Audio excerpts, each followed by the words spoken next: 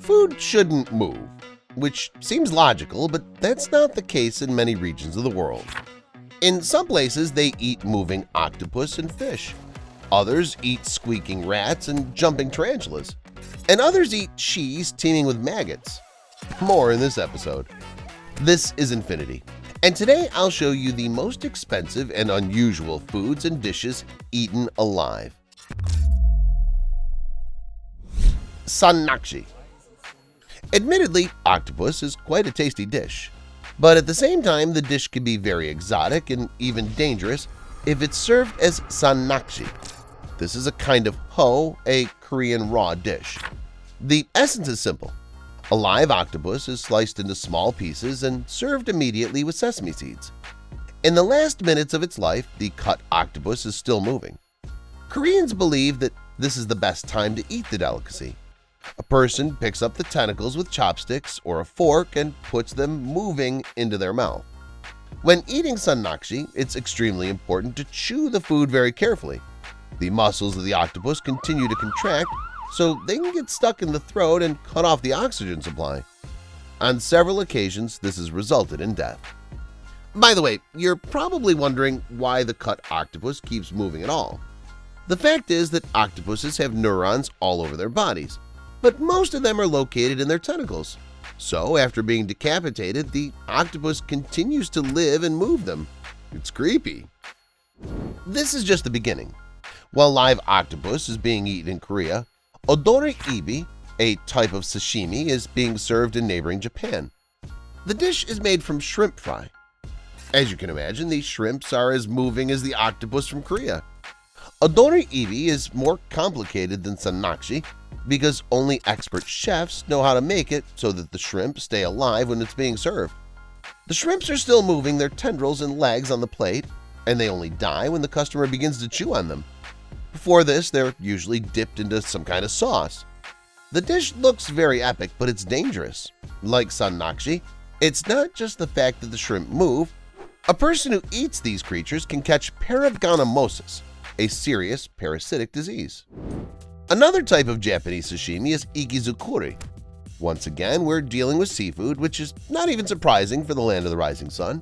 But even for many locals, ikizukuri seems exotic and unbelievable because it's a fish that's still alive when it serves to a restaurant guest.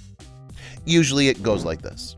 The customer comes to the restaurant where there's a large aquarium, points their finger at the fish they like, and the chef fishes it out, cuts it up, and serves it instantly. Since the chef only cuts off a few pieces and doesn't touch the base of the fish, it moves on the plate. The top class is a dish served so that the customer can see the beating heart and moving mouth of the fish as they eat. If you haven't already felt sick and you're here, let's go to China, which is famous for a bunch of strange dishes on the planet. Everyone already knows about bat soup, but have you ever heard of this? Three squeaks dish? The name is simple enough and not very creepy, but the dish itself is far from pleasant. Basically, the three squeaks are rat embryos. The chef takes a pregnant rat and extracts the embryos from it. While they're still alive, they're quickly placed on a plate and served to the customer with soy sauce. The customer has to eat the dish while the rats are still alive. In the course of the meal, the customer understands why the dish has this name. The first squeak the embryo makes when it's taken with the chopsticks, the second when it's dipped in the soy sauce, and the third when it enters the customer's mouth. How did the Chinese ever get an idea like that? If you thought there was nothing more disgusting than eating live rats and soy sauce, don't jump to conclusions. Now Italy will surprise you. Here you can taste not only delicious pizza, risotto, or pasta, but also casu marzu cheese. In many countries around the world, it's forbidden to import this cheese, all because it's wormy in the literal sense of the word. Casu marzu is teeming with maggots and worms that can reach a centimeter in length. I guess any cheese can become this way if you put it in a dark corner and forget it for a few months, but casu marzu is made this way on purpose. After the cheese is made, it's deliberately infected with cheese fly larvae, which actively reproduce in it, speeding up the fermentation process. But that's not all crazy. It costs a lot of money, about $200 a kilo, and many people are happy to give such a lot of money for a head of wormy delicacy. The craziest thing is that you should eat it with worms without picking them out. Gourmets say that this is the only way to fully taste the delicacy. The consequences of such a meal, by the way, are not the coolest. Kasumarzu often causes severe stomach upset. Anyone surprised? Okay, Kasumarzu is more of an exception to the rules of European cuisine. Let's go back to Asia, where gastronomic madness is plentiful. The next one awaits us in Cambodia and is called a ping. Yes, these are huge tarantulas. Usually, these chefs use Hamplopelma albostratium tarantula species. They're not even afraid that their venom is considered more powerful than the venom of many other species. However, it's not lethal to humans. Many people buy and eat these tarantulas alive. The inhabitants of foreign countries buy them literally by hundreds and then gnaw them like sunflower seeds. But more often the spiders are roasted in a mixture of salt, chili pepper, garlic, and oil. They say that a ping reminds you of crab meat or chicken, and the dish can unfold in different ways. Gordon Ramsay once tasted a ping and spoke of mixed feelings. According to him, when you first start eating a fried tarantula, it tastes sweet. But when it comes to the spider's torso, your mouth is filled with a bitter, sour taste. Write in the comments, would you like to try a tarantula? And how would you eat it, alive or roasted? Also, stay tuned because I'm going to tell you about a few more unusual and unique dishes you didn't know about. I think some of you have tasted mud as children, either out of ignorance or curiosity. It would seem that there's no other situation where you can eat dirt, but that's not the case in Haiti. Here you can find a unique dish, the mud cookies. That's right, the locals literally eat the dirt like we eat some cookies with some tea.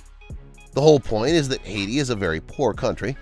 Due to the rise of the price of rice and legumes, the dish has become the basic in the diet of many impoverished citizens. The recipe is simple. The ingredients include pre-sifted yellow clay, water, salt, and vegetable fat. The round cookies are dried in the open sunlight for about a day and then sold for 5 cents each. Eating such cookie is difficult but possible. It softens a little when put in the mouth. They say these cookies don't taste too awful, but they leave an unpleasant, earthy taste for several hours. Mud cookies make you feel satiated, and this is the only thing that many Haitians need in order not to starve. If we move out of Haiti, we end up in Mexico. Here you can try tequila, tacos, burritos, and guacamole. But we're interested in huitlacoche. It's also called Mexican truffle, but that's a bit pretentious for a dish that is in fact a harmful fungus. Huitlacoche is corn kernels infected with a pathogen fungus that destroys cereal crops. The spores penetrate the cob, grow, and change it beyond recognition. It's hard to imagine who would think of tasting something so ugly and inedible for the first time, but Mexicans think nothing of it and consider it a delicacy, gobbling it up in large quantities and selling it for about $50 per kilo. What could be weirder than eating a pathogen fungus? What about eating blood pancakes? Sounds creepy, but it's the national dish of Finland. The hallmark of making blood pancakes, or blood palt, is the use of blood instead of milk. Usually reindeer blood's used. It's poured into a pancake bowl, water's added, it's salted and kneaded with flour. The pancakes are then baked in a pan in heated pork fat. Pancakes are served with lingonberry jam. And let's finish with a more satisfying dish that's also a real record holder. From the outside, it may look like an ordinary French fries that's just beautifully decorated, but it is in fact the most expensive fries in the world, which last year even made it into the Guinness Book of World Records. The price of such a snack is a staggering $200 a portion. The real reason it's so expensive is not because of the potato, but because of the additives and special sauce. The dish includes Dom Perignon champagne, Elite Ardennes vinegar, goose fat straight from France, truffle salt and truffle oils, truffles from Italy, organic cream, and much more. It's all topped with a sprinkle of 23-karat edible gold. The dish was invented by chefs Joe Calderone and Frederick Sean Kewert at Serendipity 3 in New York City. If you find yourself there and want to try the record-breaking dish, It'll be listed on the menu as crème de la crème pommes frites. That's all, guys. What was the most unusual dish you've ever tasted in your life? Let me know in the comments. Thanks for watching, and see you later.